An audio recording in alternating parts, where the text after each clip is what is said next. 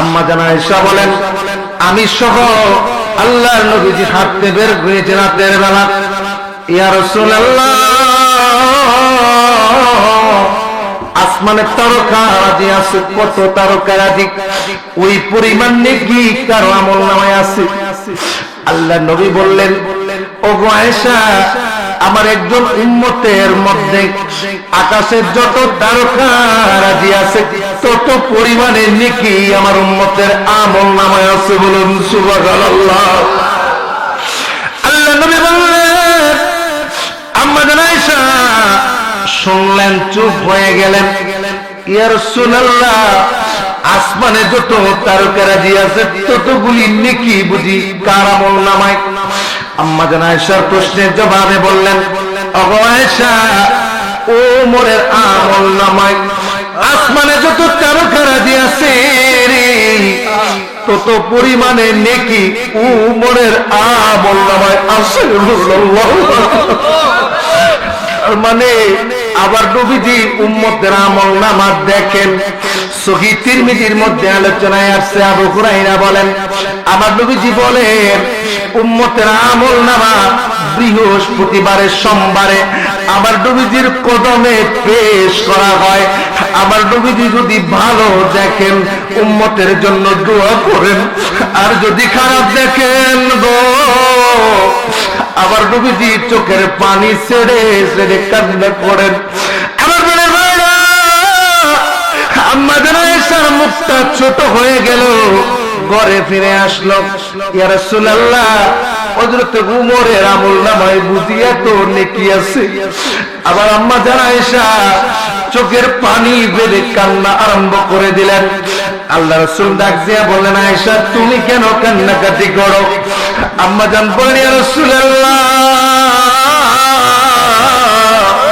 আমি মনে করেছিলাম আপনি বলবেন আমার আব্বা জান আবু বকরের আমলনামায় বুঝি এত নেকি আছে।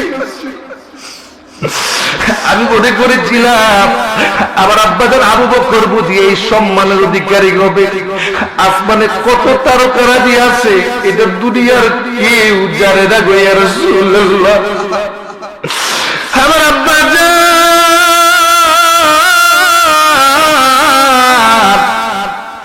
আরবের ধনী ব্যবসায়ী ছিল, এক বসায় 40,000 দিরহাম দিনের খেদমতে দিয়া গরিব হয়ে গেছে, গরিবত্ব অর্জন করে দিয়েছে।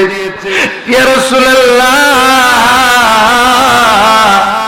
এমনও দিন গেছে গো নবীজি, আমার আব্বাজানকে দেখেছি 3 দিন হয়ে গেছে চুলায় আগুন জ্বলে নাই, পেটের মধ্যে প্রচুর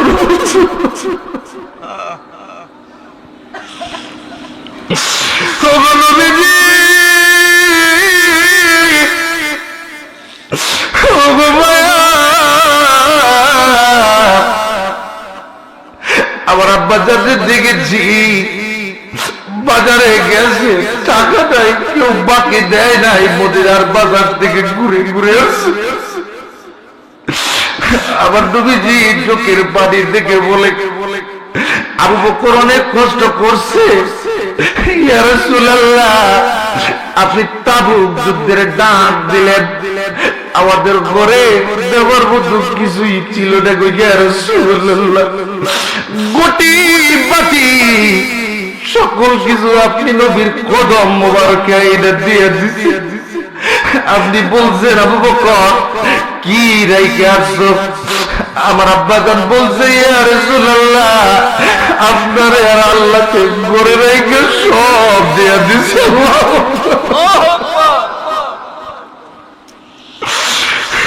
আমি আমার ভাইয়েরা আলোচনা গভীর লম্বা হয়ে যাইতেছে, শেষ দিতে অনেক সময় লাগবে। আমার রাসূল ডেকে বলে, ও আয়েশা গো, তুমি এই জন্য বুঝি মন খারাপ করছো? মন খারাপ করো না, তুমি তোমার আব্বা জানের মর্যাদা সম্পর্কে তুমি জানো না? ইয়া রাসূলুল্লাহ, ইয়া হাবিবাল্লাহ, আমার আব্বা জানের কি মর্যাদা গো ইয়া রাসূলুল্লাহ। আমার রাসূল এবার বলে না। আম্মা জান বারবার জিজ্ঞাসা করে, ওগো বলেন না গো ইয়া রাসূলুল্লাহ, আমার আব্বা জানের কি এমন মর্যাদা, কেমন মর্যাদা বলেন না। আমার রাসূল ডেকে বলে, আয়েশা রে, তোমার আব্বা জানে এক রাতের আমল যদি এক পাল্লায় দেওয়া হয়, এক পাল্লায় দেওয়া হয়, তোমার আব্বা জানের এক রাতের আমল এক পাল্লায় যদি দেওয়া হয় গো, আর কিয়ামত পর্যন্ত সমস্ত উম্মতের আমল দেওয়া যদি এক পাল্লায় দেওয়া হয়, তোমার আব্বা জানের এক রাতের আমল যদি এক পাল্লায় দেওয়া হয়, আর সমস্ত উম্মতের আমল দেওয়া যদি আরেক পাল্লায় দেওয়া হয়, তোমার আব্বা জান আবু বকরের এক রাতের আমলের পাল্লা বাড়ি হয়ে যাবে। বলেন সুবহানাল্লাহ। একজন নবী আসিল গো সোনার মদিনা, একজন হাবিবা, একজন হাবিবা, একজন প্রেমিকা, পাগল ছিল আবু বকর, ইন্তেকালের পরের খবর। বলেন পাগল ছিল আবু বকর, ইন্তেকালের পরের খবর। রওজা পাকের তালা খুলে চাবি লাগে না, রওজা পাকের তালা খুলে চাবি লাগে না। একজন নবী আসিল গো সোনার, আলী উসমান তোমরা আমার কাছে আসো। ওমর আসছে, সবাই আসছে, ডাক দিয়ে বলতেছে, ভাই আলী, আমার জীবনের একটা বড় আশা, আমার জীবনে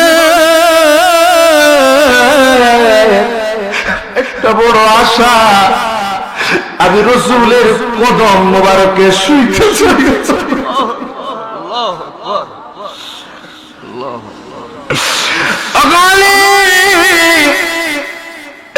আমি আবু বকর দুনিয়ার জমির থেকে বিদায় হয়ে যাওয়ার পরে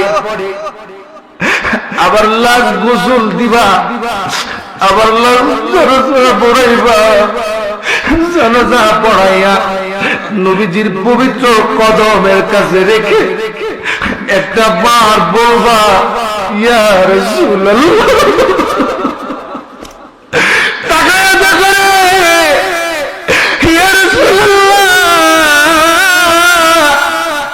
প্রত্যেকটা আশিকের চোখে পানি জর্জর করে পড়ে দেখে বলে, ও উসমান, তুমি আমার নবীজির একজন জামাতা, তুমি সহ যাইবা আমার নবীজির কদমে আমার দেহটাকে রাইখা বলবা, ইয়া রাসূলুল্লাহ,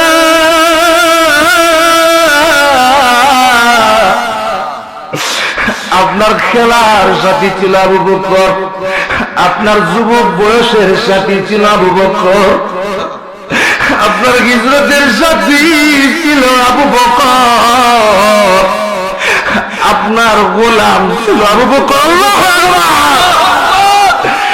আজকে যারা এই ওয়াহাবি নজদি বাতিলেরা রে, যারা নবীর গোলাম মানতে চাও না, যারা নবীর পাগল মানতে চাও না, আবু বকর নবীর গোলাম স্বীকার করে গেছে, ওমর নবীর গোলাম স্বীকার করে গেছে। আজকে গোলাম মানতে সমস্যা হয়, গোলাম মানতে সমস্যা হয় মানে হলো তোমার ঈমানের মধ্যে গাফলা আছে, তোমার ঈমান হলো মুনাফিক মার্কা ঈমান। জোরে কোন ঠিক না? আবার বলে ভাইরা, গভীর মনোযোগ লাগান, দিলের কানটা লাগাইয়া আবু বকর ইন্তেকাল করলেন, গোসল দেওয়া হলো, জানাজা পড়ানো হলো, পড়াইয়া ওই পবিত্র দেহ মুবারক নিয়া রাসূলের রওজা মুবারক তখন কাঠের জালি দিয়ে ঘেরানো ছিল, আল্লামা তকিউদ্দিন সুবকি রাহমাতুল্লাহি আলাইহি একখানা কিতাব লিখলেন। কিতাবের নাম হলো আশ-শিফাউস সাকাম, যেখানে বেলালের চমৎকার ওই প্রেমের ঘটনাটা বর্ণনা। ও বাবাজিরা আমার, আল্লামা তকিউদ্দিন সুবকি রাহমাতুল্লাহি আলাইহি লিখতেছেন, আবু বকরের দেহ মুবারকটা ওই জায়গায় রেখে দেওয়া হলো, আর আলী রাদিয়াল্লাহু তাআলা আগায় গেলেন নবীজির কদম মোবারকের দিকে। ইয়া রাসূলুল্লাহ,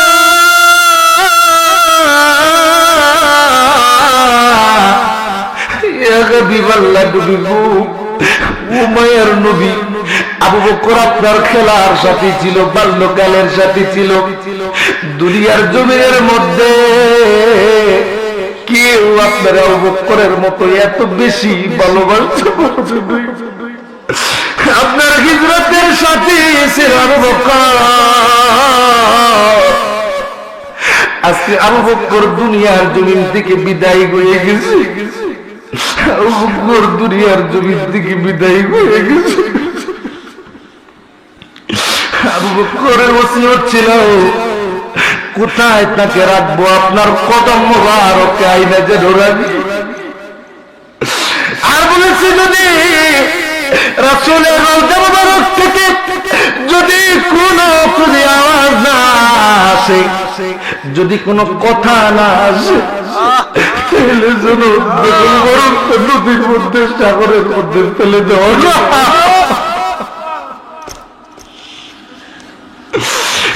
এই প্রেম কলিজার ভিতরে ছিল আবু বকরের, এই প্রেম ছিল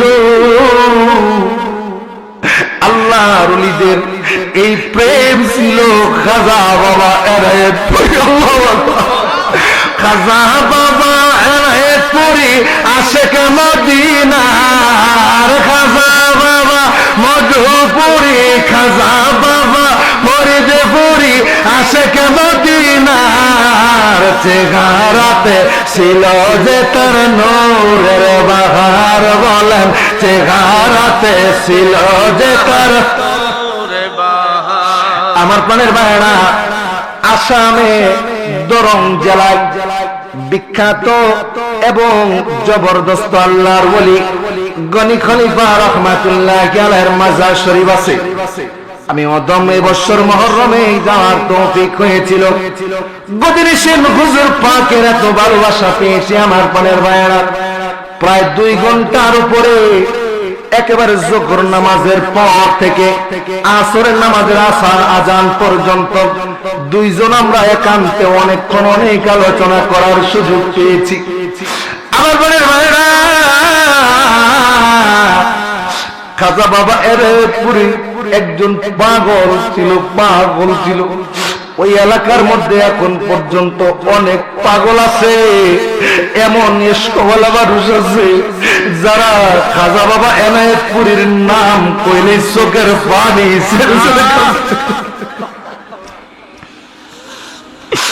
নবীর প্রেমিকেরা দিশেহারা পরদের করে না প্রেম তো মরে। নবীর প্রেমিকেরা ওরে দিশেহারা পরদের করে না প্রেম তো। আলোচনা গোছায় আনতেছি, বলতেছিলাম আমার নবীজির মুহাব্বত দরকার। কারণটা হলো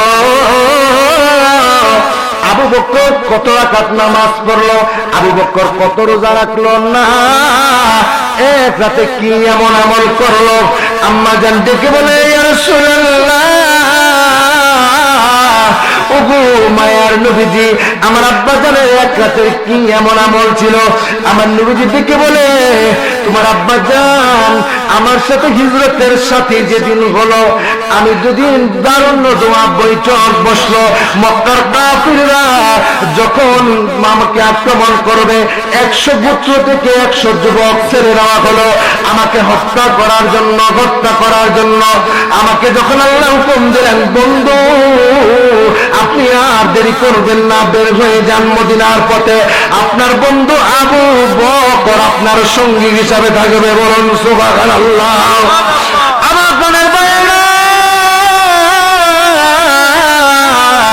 আমি দেরি করলাম না, বের হয়ে গেলাম। আমি হযরতে আলীকে আমার বিছানার মধ্যে শোয়া বের হয়ে গেলাম। কোন দিকে যাবো? এই দিকেই ওয়াজ চলবে নি না শেষ করে দেই? আরো অনেক আলেম ওলামা আছে। আহারে হ্যাঁ,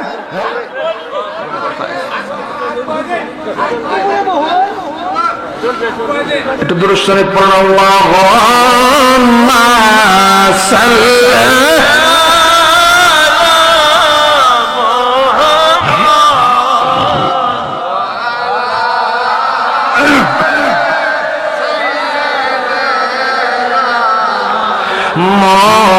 মুহাম্মাদ ওয়া আলা আলিহি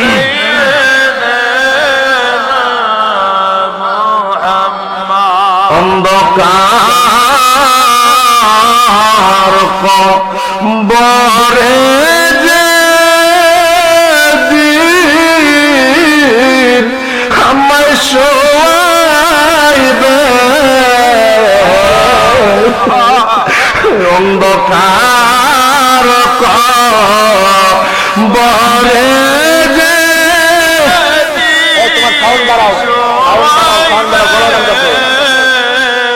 আমার রাসূল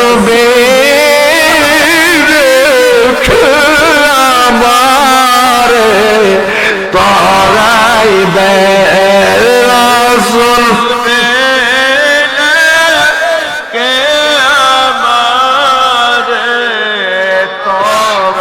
আবার পরের বাইরা গভীর ভাবে খেয়াল করেন। হযরত আলীকে বিছানার মধ্যে শোয়ায় দিয়ে গেলেন। একটা গভীর ভাবে খেয়াল করেন, ঈমানের মামলা এখানে, ঈমানের মামলা এখানে। আবু বকর বের হয়ে গেলেন, আমার নবীজি বের হয়ে গেলেন আলীকে শোয়াইয়া দিয়া, আলীকে শোয়াইয়া দিয়া বের হয়ে গেলেন আর বললেন, আলী রে, মক্কার মানুষ আমারে আলামিন ভাবে বহু সোনা দানা টাকা পয়সা আমার কাছে রাইখা গেছে, আমি চলে যাচ্ছি, তুমি অমকের এই টাকা, অমকের এই স্বর্ণ, অমকের এই গহনা বুঝাইয়া দিয়া 3 দিন পরে তুমি মদিনায় আসবা, আমি রাসূল তোমার জন্য অপেক্ষায় থাকবো। বলুন আল্লাহু আকবার। আল্লাহু তাআলা বলেন, ও দুনিয়ার মানুষ, আমি এমন ভাবে চাদর মোড়া দিয়া ঘুমাইলাম, আমার দিন পরিমাণ টেনশন নাই, টেনশন নাই, টেনশন নাই, চিন্তা নাই। ডাক দিয়া বলল, একদিন কথা হইতেছিল আলী রাদিয়াল্লাহু তাআলা আনহুর মসজিদের ভিতরে কথা হইতেছিল, তখন আলী রাদিয়াল্লাহু তাআলা আনহু খিলাফতে বসছেন, মাত্র উসমান হত্যার পরে খিলাফতে বসছেন। বলতেছিলেন, আমি ওই দিন হিজরতের রাতে রাসূল আমাকে শোয়াইয়া দিয়া গেলেন, আমি যতটা নিশ্চিন্তে, যতটা নির্ভয়ে আমি আরাম করে ঘুমাইছি, আর কোনদিন এত সুন্দর আরাম করে ঘুমাই নাই। আল্লাহু আকবার। আল্লাহু তাআলা বলেন, ও দুনিয়ার মানুষ শুনে নাও, দেখেন ঈমান কোথায়, ঈমান কি, ঈমান কোথায়, ঈমান কি। আমার দুনিয়ার মানুষে কেন রে আমি ওই দিন এত করে ঘুমাইলাম, এত কঠিন ভাবে মজা করে ঘুমাইলাম, কারণ কি? সাহাবায়ে কেরাম জিজ্ঞাসা করলো, ও আলী রে, তুমি কেন মজা করে ঘুমাইলা? তোমার কি টেনশন লাগে নাই? তোমার কি ভয় লাগে নাই? বলতেছিল, ও আল্লাহর নবী, সাহাবীরা আমারে যখন শোয়াইয়া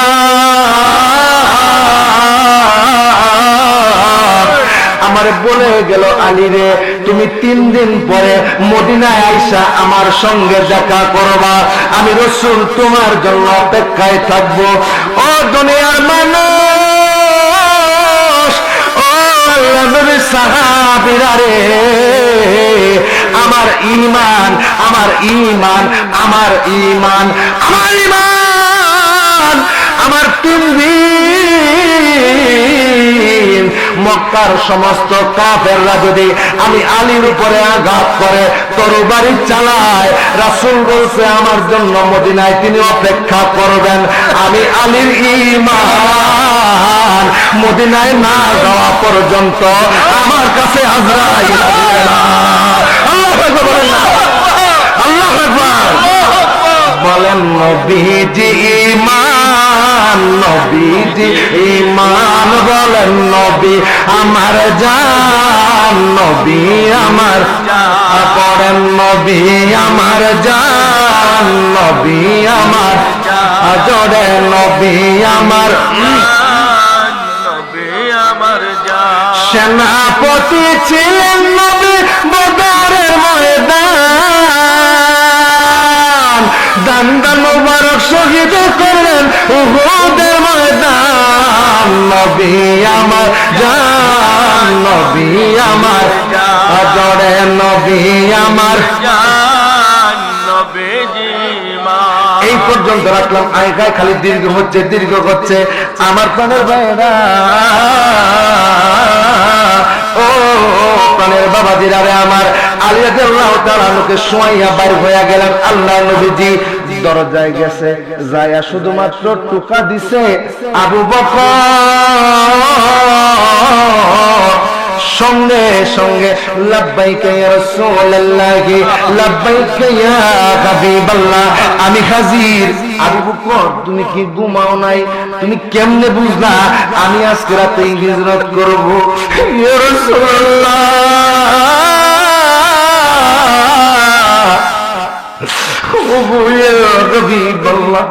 আজ থেকে 6 মাস আগে আপনি বলেছিলেন আমাকে নিয়ে আপনি হিজরত করবেন।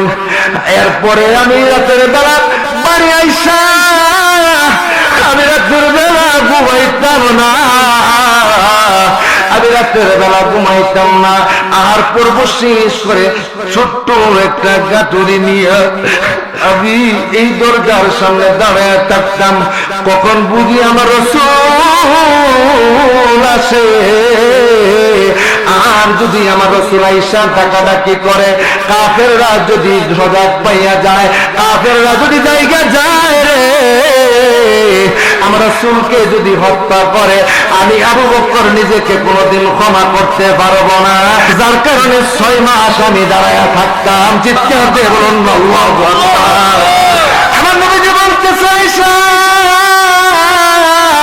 আমি যখন গুড়ার মধ্যে উটের মধ্যে সওয়ারি হলাম রে, ও আবু বকরের সঙ্গে করে নিয়ে যখন গারে সূরের মধ্যে গেলাম, আমার আল্লাহ জানাই দিতেছে, ও বন্ধু, আবু বকরের আমলে আমি এমন খুশি, আবু বকরের এই মাকাম আমি দান করে দিলাম। আল্লাহু আকবার বলেন না। ইয়া রাসূলুল্লাহ, ইয়া রাসূলুল্লাহ, তোমার নাম শুনি কানে বলো, ইয়া রাসূলুল্লাহ, নাম শুনি কানে বলো, ইয়া রাসূলুল্লাহ, তোমার নাম শুনি কানে। ও গো জালাল প্রেমের আগুন রইছে গোপনে, জালাল রইছে গোপনে, ইয়া রাসূলুল্লাহ, তোমার নাম শুনি কানে বলো, ইয়া রাসূলুল্লাহ, তোমার নাম শুনি কানে। এই পর্যন্ত রাখলাম। তরিকাপন্থীদের সূত্র কইছিলাম কয়টা? আওয়াজ তুলে কয়টা? জবান খুলে কয়টা? তরিকাপন্থীদের সূত্র 2টা। দ্বিতীয় নাম্বার সূত্র হলো আল্লাহর ওলিদের সোহবতে যাওয়া, ঠিক না ঠিক? 1 নাম্বার সূত্র মুহাব্বত, 2 নাম্বার সূত্র হলো আউলিয়া কিরামদের সোহবতে যাওয়া। মারহাবা বলেন না। আউলিয়া কিরামদের সোহবতে যাব, থাকবো, খাবো, গোলামি করব, ওটাই সূরা তাওবার 119 নম্বর আয়াতে জানায় দিতেছে, ইয়া আইয়ুহাল্লাযীনা আমানু ওয়াত্তাকুল্লাহ ওয়া কুনু মা'আস সাদিকিন। এখানে আয়াতের দুইটা পার্ট। তাফসীরে জালালাইন যদি কারো ঘরের মধ্যে থাকে খুলে দেখবেন, তাফসীরে মাযহারি যদি কারো ঘরে থাকে খুলে দেখবেন। আল্লামা সানাউল্লাহ পানিপতি রাহমাতুল্লাহি আলাইহি এই আয়াতের দুইটা পার্ট করেছেন, দুইটা ভাগ করেছেন। একটা হলো ইয়া আইয়ুহাল্লাযীনা আমানু ওয়াত্তাকুল্লাহ, আমি আল্লাহ ঈমানদাররা আমি আল্লাহকে ভয় করো। বেঈমানদেরকে বললেন না, মুশরিকদেরকে বললেন না, ঈমানদারদেরকে বললেন। কেন বললেন? আল্লাহ সূরা বাকারায় আবারও বলে দিতেছে, আকাফারতুম বাদা ঈমানিকুম, তোমরা কাফির হয়ে গেছো ঈমান আনার পরে। তার মানে বোঝা গেল ঈমান আনার পরেও কাফির হইতে পারে। জোরে কোন ঠিক না? তার কারণ হলো নামাজি কাফের আছে না নাই? জবান খুলে আছে না নাই? নামাজি মুনাফিক আছে না নাই? আব্দুল্লাহ ইবনে উবাই ইবনে আসরুল, আব্দুল্লাহ ইবনে উবাই সারা জীবন নবীজির পিছনে নামাজ পড়ছে, নবীজির পিছনে রোজা রাখছে, নবীজির সাথে জিহাদের ময়দানে গেছে, নবীজির জুব্বা দিয়া কাফন দেওয়াইছে, আমার নবীজি নিজে জানাজা দিছে, তারপরেও আল্লাহ তাআলা তার জান্নাতে দিব না। জোরে কোন ঠিক না? ও পানের বাবা জিরারে আমার, একই জুব্বা দিয়ে আম্মাজান খাদিজারে দেওয়া হয়েছে। আম্মাজান খাদিজারে দেওয়ার পরে আল্লাহ জানাই দিতেছে, বন্ধু আপনি যতক্ষণ কবরে বসে থাকবেন, এই জায়গায় বসে থাকবেন, জিব্রাইল মুনকির নকির প্রশ্নের জন্য আসবে না, কিরামান মুনকির নকির প্রশ্নের জন্য কবরে যাবে না। তার কারণটা হলো খাদিজার প্রশ্নের জবাব আমি আল্লাহ দিয়া দিছি। বলুন আল্লাহু আকবার। তার মানে বুঝা গেল রে ও মধুপুরের মুসলমানেরা, বাবাজান মধুপুরি কেবলা যারে আদরের দোলারের রুহানি সন্তানেরা, নামাজি কাফের আছে, নামাজি মুনাফিক আছে, নামাজি বেঈমান আছে, নামাজি মুশরিক আছে, সব আছে রে।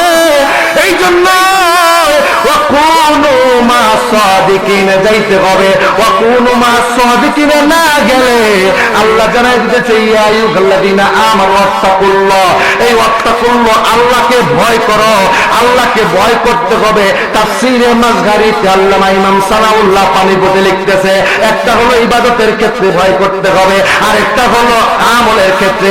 যদিও ইবাদত আমল দুটা সিমিলারিটি শব্দ, আমার ঘরে একটা ডিকশনারি আছে, এই জায়গায় 50,000 শব্দ আছে, দুটার শব্দ যদিও একক দেখা যায়, ইবাদত আমলের শব্দ যদি একক দেখা যায়, একক বোঝা যায়, তবু দুইটার ক্লাসিফিকেশন, দুইটার সংজ্ঞা